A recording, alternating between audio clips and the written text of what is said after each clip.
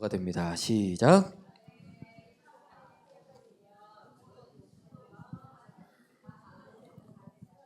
아멘. 오늘까지 동일한 주제를 가지고 벌써 네 번째 시간으로 함께 말씀을 나누게 됐는데요. 그동안 제가 이 주제의 말씀을 준비하고 묵상하고 설교하면서 무엇보다 제 자신의 믿음을 점검할 수 있는 기회가 되어서 너무나 저는 개인적으로 하나님 앞에 감사했는데, 얼마 전에도 저희 교회 집사님께서 저에게 그런 고백을 하시더라고요. 목사님, 저는 주일만 되면 제 마음에 말씀의 융단 폭격이 막 떨어지고 또 수십 개의 회개의 핵폭탄이 자신의 그 영혼과 심령을 폭파시키는 것들을 경험한다. 그런 고백을 하시더라고요. 그래서 제가 속으로 이게 무슨 말이지? 교회에서 아내분하고 부부싸움을 하셨다는 건가? 아니면 아들을 따라서 군대에 다시 재입대하고 싶다는 뜻일까? 그런데 사실 알고 보니까 히브리서 4장 12절에 하나님의 말씀은 좌우에 날선 어떤 검보다도 예리하여 혼과 영과 관절 골수를 찔러 쪼갠다는 말씀처럼, 즉 강단에서 선포되는 말씀마다 집사님의 이 양심에 찔리지 않는 말씀이 하나도 없다는 뜻이더라고요. 자, 하지만 집사님께서 고백하신 이 찔림과 고통은 좋은 걸까요? 아니면 나쁜 걸까요? 집사님의 신앙과 믿음에 득이 될까요? 아니면 해가 될까요? 정답은, 비록 우리가 주사를 맞을 때는 따끔하고 아프지만 효과는 확실하다입니다. 자, 다음 말씀 한번 읽어봅니다. 시작. 그러나 책망을 받는 모든 것이 빛으로 나타나나니 나타나지는 것마다 빛이니라. 아멘. 예를 들어서 제가 심한 독감이나 장염에 걸렸다고 한다면, 그럼 제가 이 병을 빨리 고침받고 회복받기 위해서는 빨리 뭘 해야 됩니까? 엄마에게 찾아가가지고 엄마 배 좀 만져주세요. 엄마 손은 약손. 그러면 빨리 나을까요? 아니면 우리 귀여운 은규의 뽀뽀를 받으면 금방 회복이 될 수 있을까요? 그게 아니라 빨리 병원에 가서, 비록 주사가 아프고 따끔하더라도 링겔을 맞아야 제 몸이 빨리 회복이 될 수 있는 거잖아요. 자, 그런데 우리의 영혼도 그렇다는 거예요. 다시 말씀을 보니까 무엇을 받는 모든 것이 빛으로 나타난다고요? 책망을 받는 모든 것이 빛으로 나타난다. 이게 무슨 뜻이에요? 그러니까 집사님의 고백처럼 우리가 말씀을 들으면서 우리의 영혼과 마음에 책망이라는 융단 폭격, 책망의 핵폭탄이 막 떨어진다면 그 찔림을 우리가 어떻게만 받아들이면 복이 된다는 거예요? 죄와 어둠으로 가득한 내 인생이 오늘 이 말씀을 통하여 다시 빛으로 회복될 수 있는 기회구나. 하나님께서 내 영혼을 소생시키시기 위해서 오늘 말씀을 통해 영양분이 듬뿍 담긴 링겔을 나에게 허락해 주셨구나. 사실 저도 그랬어요. 이 주제의 말씀을 준비하면서 하나님께서도 개인적으로 저의 마음과 영혼에 아주 강한 회개의 링겔과 주사를 많이 놔주셨어요.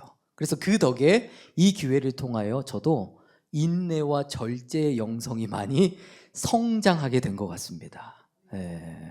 따라서 오늘도 저와 여러분이 이 시간 듣고 깨달아 순종하는 모든 말씀마다 우리의 삶의 빛으로, 또한 거룩한 향기로 나타나는 복된 시간이 되기를 간절히 소망합니다.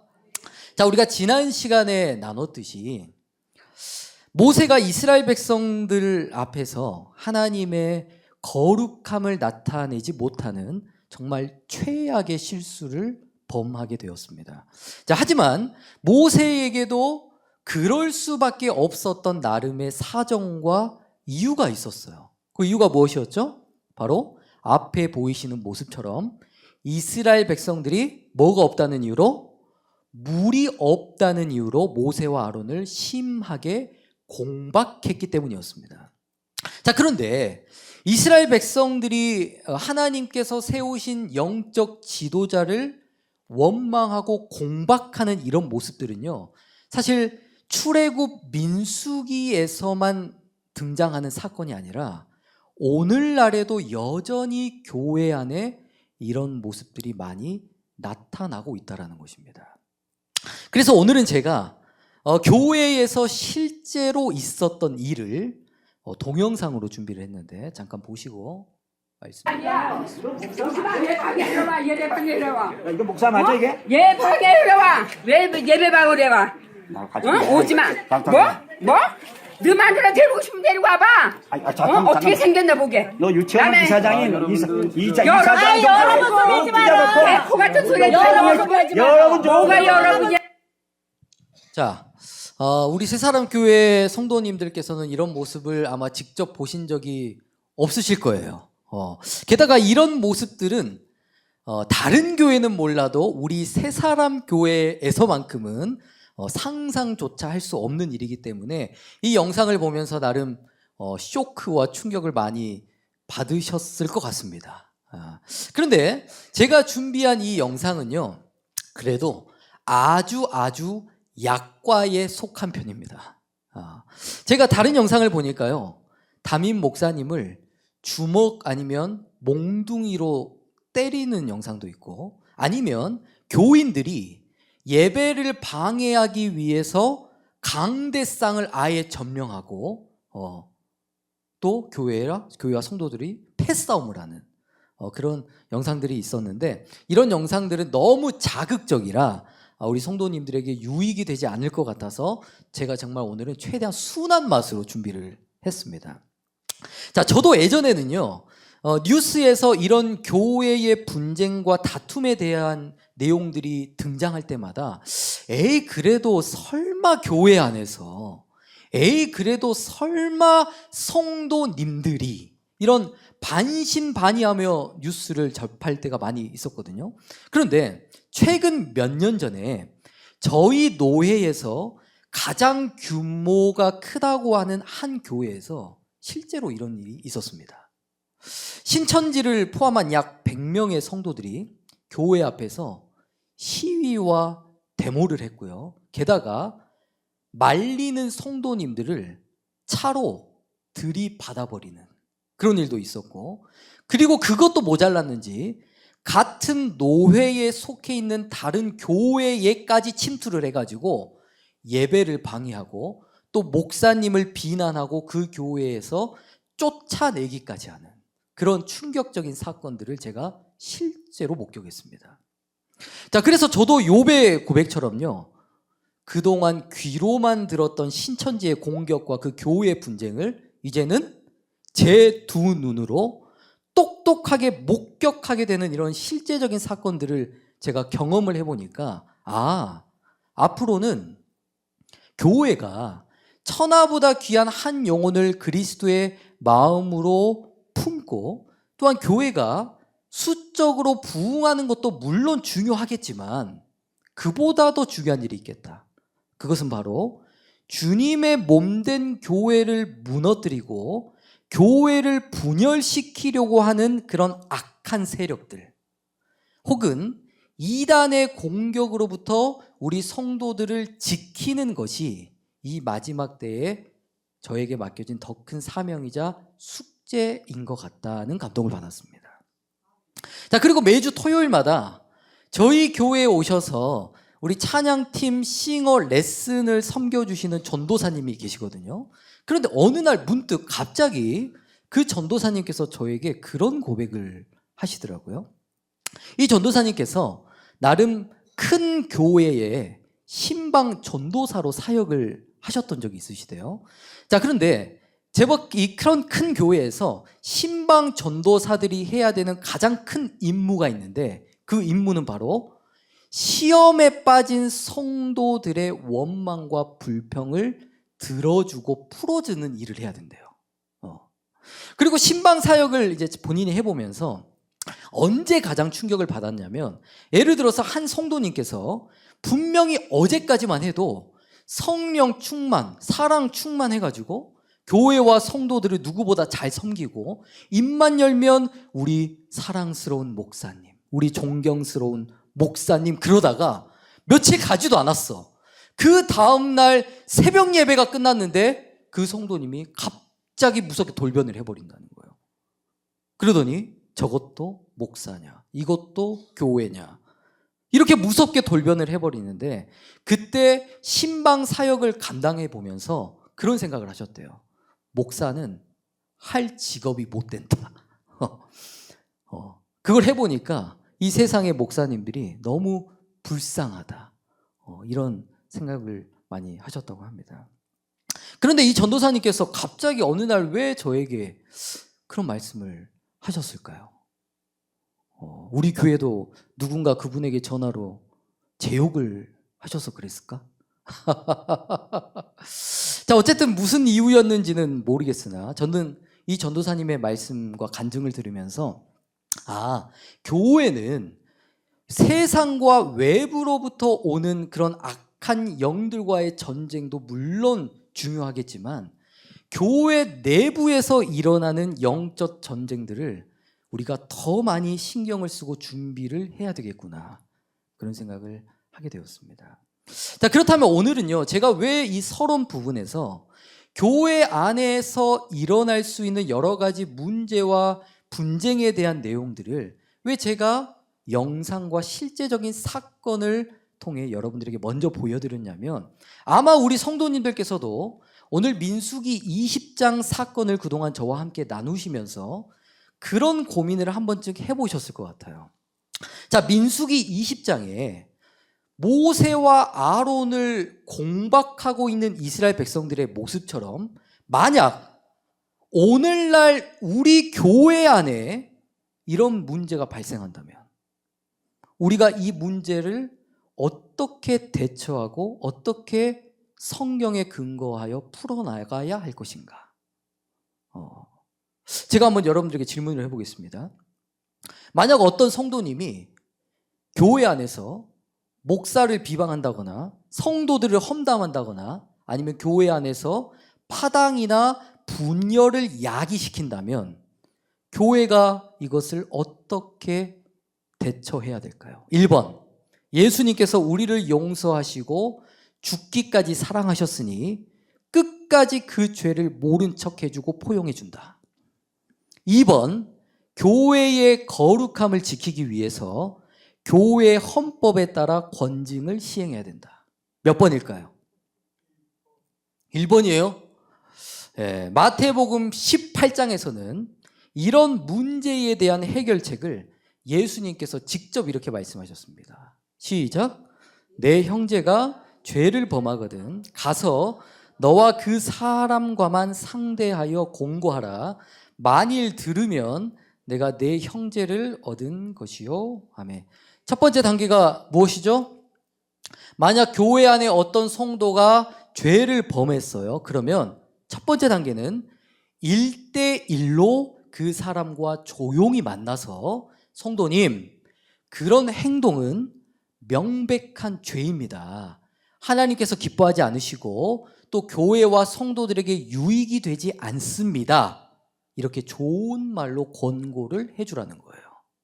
자, 하지만 그럼에도 그 권고를 무시하고 계속해서 죄를 범한다. 그럼 두 번째 단계 16절 시작. 만일 듣지 않거든 한두 사람을 데리고 가서 두세 증인의 입으로 말마다 증참케 하라. 아멘.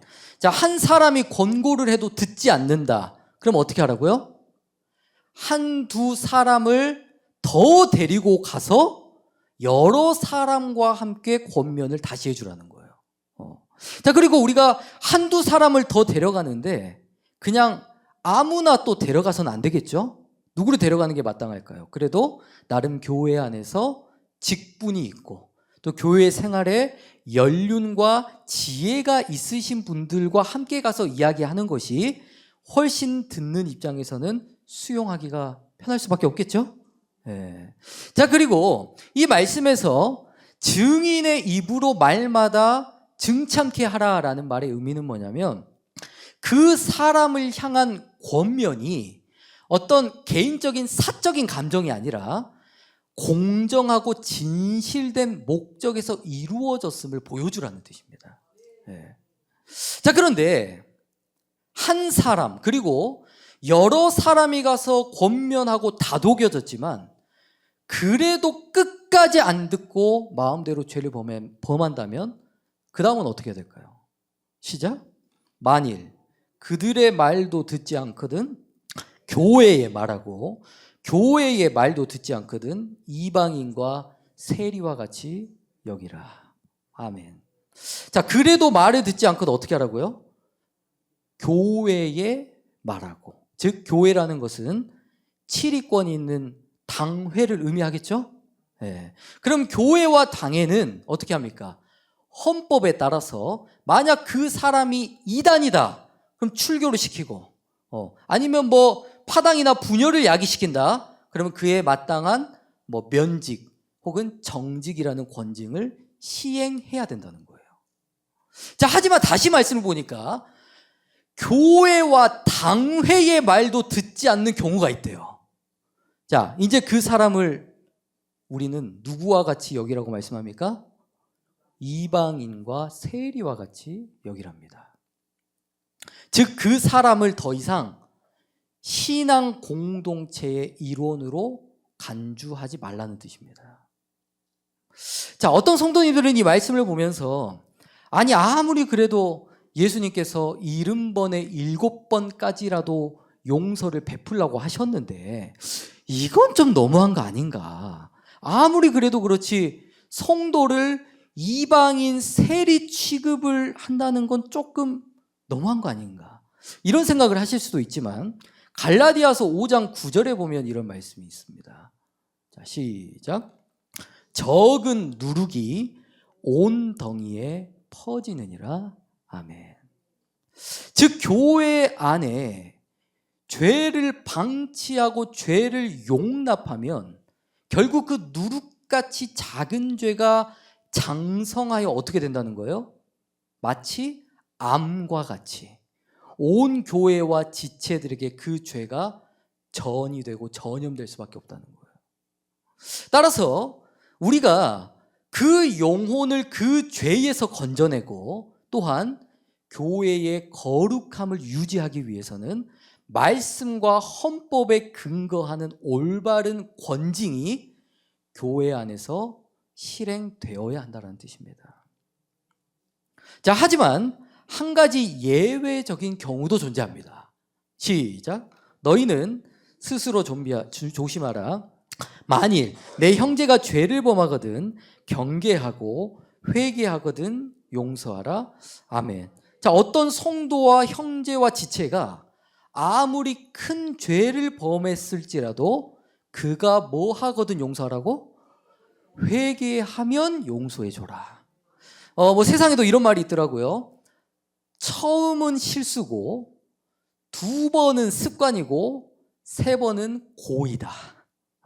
그러나 어쨌든 그 사람이 처음 죄를 범했던, 2번째 죄를 범했던, 셀 수 없이 많은 죄를 범했던지 간에 그 사람이 만약 회개한다면, 여기서 회개라는 것은 입으로만 회개합니다, 입으로만 그 죄를 짓지 않겠습니다가 아니고 그 죄와 악에서 떠나 자신의 연약함과 넘어짐을 인정하고 고백할 때 얼마든지 교회는 용서를 베풀어 주라는 것입니다. 자, 어쨌든 우리가 신앙생활을 하면서 물론 말씀에 대한 지식과 지경을 넓혀가는 것도 필요하겠지만 또 그만큼 교회 생활이나 관계 또 말씀과 이 헌법, 교회 헌법에 대한 부분들에 대해서도 함께 배우고 또 지혜와 지식을 넓혀가는 것도 중요한 것 같습니다. 예. 자, 그리고 오늘 본문 말씀의 내용으로 다시 돌아와서, 자, 지난 시간에 모세가 이 백성들의 원망과 불평 때문에 마음이 너무나도 격분한 나머지 백성들에게 뭐라고 했습니까? 패역한 너희여 들으라, 우리가 너희를 위하여 이 반석에서 물을 내려 하고. 자, 모세는 백성들에게 욕을 욕으로 악을 악으로 갚았을 뿐만 아니라 반석에서 물을 낼 수 있는 능력을 마치 누가 가진 것처럼, 하나님이 아니라 자기 자신이 가지고 있는 것처럼 말도 안 되는 교만과 허세를 부리는 모습을 보게 되었습니다. 자, 이런 모세의 모습을 보면서 우리 성도님들께서 이런 오해를 하실 수도 있어요. 모세가 원래 이렇게 화가 많았을까? 모세가 원래 이렇게 감정을 조절을 잘하지 못하는 사람이었을까? 모세가 원래 이런 말 실수를 많이 하는 사람이었을까? 이렇게 모세라는 사람에 대한 여러 가지 편견과 오해가 생기실 수도 있습니다. 자, 하지만 사실 모세는요, 민수기 12장 3절에 보면 이 사람 모세는 온유함이 지면의 모든 사람보다 승하더라 라는 말씀이 있어요. 무슨 뜻이에요? 즉 모세는 하나님 보시기에 이 세상에서 가장 온유한 사람, 가장 겸손한 사람, 가장 마음을 잘 다스리는 그런 선한 사람으로 인정을 이미 받았다는 뜻이에요. 그러나 온유함이 지면에서 가장 뛰어났던 모세가 왜 오늘 민수기 20장에 와서 다시는 주워 담을 수 없는 큰 죄와 실수를 범할 수밖에 없었을까요? 저는 그 이유를 워드 비처 목사님이 남기신 명언과 말씀 한 구절로 설명을 해보겠습니다. 읽어봅니다. 시작.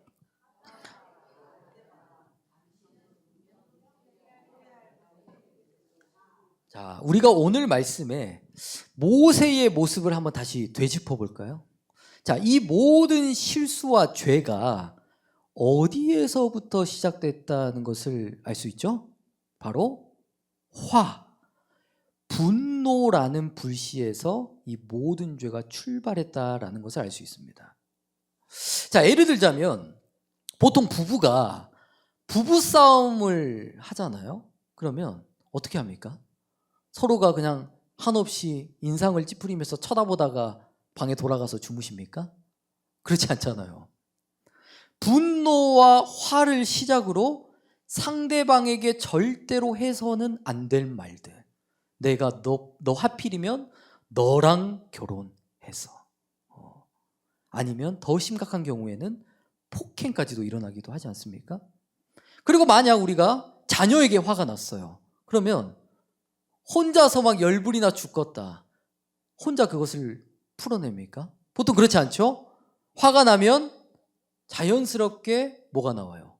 거친 말, 거친 행동, 거친 눈빛이 나오면서 자녀에게 평생 씻을 수 없는 상처와 트라우마를 우리가 남겨주게 됩니다. 또 성경에서 보면 이런 경우가 있어요.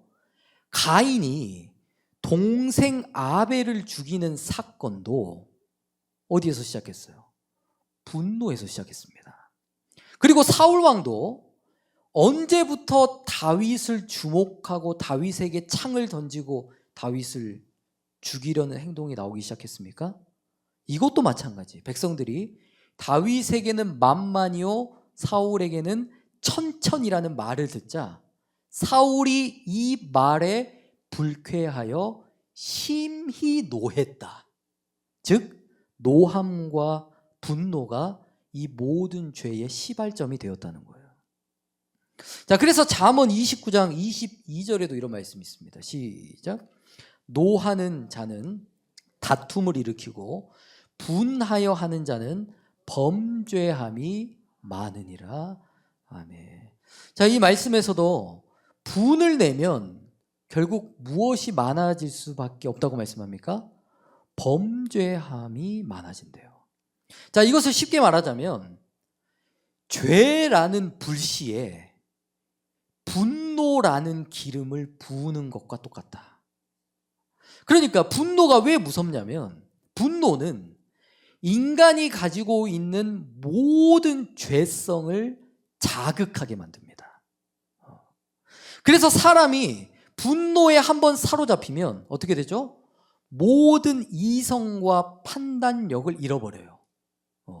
그리고 내가 악을 행하면서도 내가 악한 말, 악한 행동을 하면서도 그것이 죄라는 것을 전혀 인지하지 못하는 상황에까지 이르게 된다는 것입니다.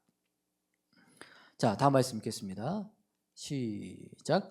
분을 내어도 죄를 짓지 말며 해가 지도록 분을 품지 말고 마귀로 틈을 타지 못하게 하라. 아멘. 자, 이 말씀의 의미는 무엇이냐면 사람이 성을 내고 분을 내는 것은 곧 마귀에게 틈을 주는 가장 좋은 통로를 제공해 준다라는 것과 똑같은 말입니다. 여러분, 분노가 왜 무섭냐면 오늘 말씀에서도 그러했듯이 하나님과 지켜야 할 선을 우리로 하여금 넘어버리게 만들어요. 자, 오늘 말씀에 모세가 그랬습니다. 분을 내어 마귀에게 틈을 주니까 모든 이성과 판단력을 상실해 버렸어요. 그러자 모세는 마치 자신이 하나님인 것 마냥 이스라엘 백성들을 어떻게 했어요? 심판하고 정죄하려고 했고, 더 나아가서 자신이 반석에서 물을 낼 수 있다는 망언까지 쏟아내게 됐습니다. 그런데 사실 저도 그럴 때가 있습니다.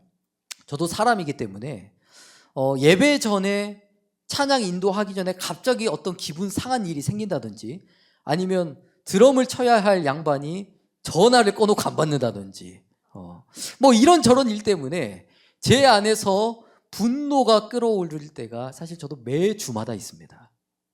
자, 그럼 결국 어떤 현상이 나타나게 되냐면 저의 사적인 분노와 감정이 찬양하면서 기도하면서 말씀을 전하면서 다 어떻게 됩니까? 그대로 다 표출이 되고 노출이 될 수밖에 없어요. 자, 그러면 저절로 저의 찬양과 말씀을 듣고 계시는 성도님들에게도 은혜를 미치지 못하게 할 뿐만 아니라 저의 사적인 감정이 또 무엇을 하게 만드냐? 말씀보다 하나님의 뜻보다 앞서게 되는 오류를 범하게 만든다는 거예요. 자, 뿐만 아니라 분노는요, 첫 번째, 누구와의 선을 넘어가도록 만든다? 하나님과의 선을 넘어가도록 만들고, 두 번째, 어떤 선을 넘게 만들까요? 우리로 하여금 사람과 지켜야 할 선까지도 붕괴시켜버립니다. 자, 부부간에 지켜야 할 선이 있죠.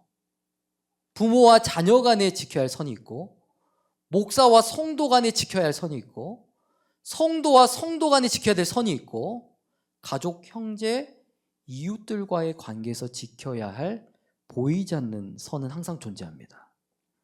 즉, 우리가 마귀에게 분노라는 틈을 주면요, 부부간에 우리 이혼에 선을 넘게 만들어요.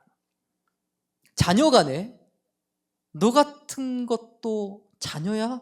차라리 집을 나가버려. 선을 넘게 만들어요. 목사와 성도 간에 함부로 말하고 함부로 행동하게 만들어요. 그리고 성도들로 하여금 이것도 교회냐? 저것도 목사냐? 여기 성도는 이렇다. 찬양팀 안에, 봉사 안에, 이거 안에, 저거 안에, 순종 안에, 당신들이랑은 앞으로 상종도 안 해. 그렇게 마귀는 우리의 분노를 이용하여 건너지 말아야 할 강까지도 건너도록 만들어버린다는 거예요. 그래서 요즘 저희 집에서는 이 주제의 말씀을 나누기 시작하면서 집사람과 제가 서로 경쟁을 하고 있는 것이 있습니다. 어떤 경쟁일까요? 누가 더 많이 참느냐. 누가 참을인을 더 많이 그리면서 사느냐로 뜨거운 경쟁을 하고 있습니다. 그래서 만약에 제가 말을 안 듣고 쓰레기를 안 버렸다. 그러면 집사람이 저를 보면서 여보 참을인 한 번. 애들하고 안 놀아줬다. 여보 참을인 5번. 그리고 잠이 들기 전에 꼭 오늘 내가 몇 번 그랬는지 말해. 여보 오늘 내가 참을인 60번 그렸거든. 내일은 40번으로 좀 줄여볼까? 그런데 솔직히 제 입장에서는 이게 화내는 것보다 더 무섭더라고. 그래서 제가 집사람에게 여보 그냥 평소대로 하면 안 될까? 매도 빨리 맞는 게 속이 더 편할 것 같아. 자, 하지만 놀라운 일이 있었습니다. 자, 이렇게요. 억지로라도 분노를 억제하고 억지로라도 참을 인을 그려 나가니까요. 그만큼 부부가 평안하고 자녀가 평안하고 가정이 평안하고 교회가 평안해지더랍니다. 따라서 여러분들의 삶에도 사단 마귀가 분노라는 틈으로 여러분들을 넘어뜨리지 못하도록 우리가 항상 어떠한 기도의 제목을 가지고 깨어 있어야 되냐면 하나님, 저의 마음을 성령 하나님께서 다스려 주옵소서. 하나님, 저의 감정과 분노가 하나님의 말씀보다 하나님의 뜻보다 앞서지 않도록 붙들어 주옵소서. 하나님, 행여나 제 마음의 분노가 나오더라도 더 이상 그 죄가 확산되지 못하도록, 그 죄로 인하여 내가 지켜야 할 선을 넘지 못하도록 저의 행동과 저의 입술을 지켜주옵소서. 성도님들의 삶 속에도 이러한 결단과 순종이 충만하기를 간절히 소망합니다. 자, 다음 말씀 읽겠습니다. 시작. 내 사랑하는 형제들아, 너희가 알거니와 사람마다 듣기는 속히하고 말하기는 더디하며 성내기도 더디하라. 사람의 성내는 것이 하나님의 의를 이루지 못함이니라. 아멘. 자, 시간이 많이 가서 마지막으로 한 가지만 더 나누고 예배를 마치겠습니다. 어떠한 한 동네에요, 마치 우리 김신혜 사모님처럼 24시간 기쁨으로 얼굴이 항상 빛나는 꽃장수 할머니가 있었다고 합니다. 그래서 그 이유가 궁금했던 한 단골 손님이 할머니에게 이렇게 물었다고 해요. 할머니는 삶의 근심, 걱정, 염려가 하나도 없으신가 봐요. 어떻게 그리도 매일 기쁘게 살아가실 수 있습니까? 비결을 좀 알려주세요. 그랬답니다. 그랬더니 할머니께서 이렇게 답을 하셨어요. 제 인생에도 남 못지 않는 수많은 눈물과 고통과 역경이 존재합니다. 하지만 그럼에도 제가 항상 기뻐할 수 있는 이유는 바로 3일의 비밀을 가지고 살아가기 때문입니다. 여기서 3일의 비밀이란 제 인생에 걱정거리와 문제와 사람과의 갈등이 생길 때마다 하나님께 기회를 드리고 3일을 기다리는 것인데, 이것은 무덤에서 3일 만에 부활하신 주님을 믿고 기다리는 것을 의미합니다. 그리고 놀랍게도 제가 딱 3일만 기도하고 인내하면요, 제 삶에 그 어떠한 암흑 같은 고난이 찾아올지라도 광명의 열매로 끝이 납니다. 저는 이 이야기를 접하면서 제가 너무나 좋아하는 로마서 8장 18절의 말씀이 떠올랐습니다. 생각컨대 현재의 고난은 장차 우리에게 나타날 영광과 좋게 비교할 수 없다. 여러분, 우리의 삶에도 오늘 모세와 같이 그리스도인으로서 우리도 마땅히 감당해야 할 고난과 갈등이 많이 있습니다. 자, 하지만 그렇다고 우리가 그런 상황 속에서 혈기를 부리고 분노하고 욕을 하고 짜증을 내고 선을 넘는다고 해서 그 상황이 좋아지고 달라지느냐? 전혀 그렇지 않습니다. 오히려 우리가 감정에 치우칠수록 오늘 모세처럼 더 많은 죄와 더 많은 염려와 더 많은 후회와 더 많은 화와 제왕을 불러올 뿐이라는 거예요. 따라서 저와 여러분들의 삶에도 아무리 비참한 일, 아무리 억울한 일, 또 아무리 사방에서 우리가 우겨 싸움을 당한다고 할지라도 그럼에도 우리가 이 모든 것을 능히 감당하고 인내할 수 있는 것은 우리의 인생을 가장 선하고 완전한 길로 인도하시는 선하신 하나님, 또한 모든 것을 합력하여 선을 이루시는 그 선하신 하나님께서 언제나 내 편이 되어주시고 나와 함께 하시고 나를 붙들어 주시고 나의 삶의 우편에 그늘이 되어주신다는 약속이 있기 때문에. 아멘. 자, 언제나 우리를 사랑하시는 예수 그리스도로 말미암아 모든 범사를 넉넉히 감당하며 넉넉히 인내하며 넉넉히 선으로 악을 이겨나가는 우리 새사람교회 모든 성도님들 되시기를 주님의 이름으로 축복합니다.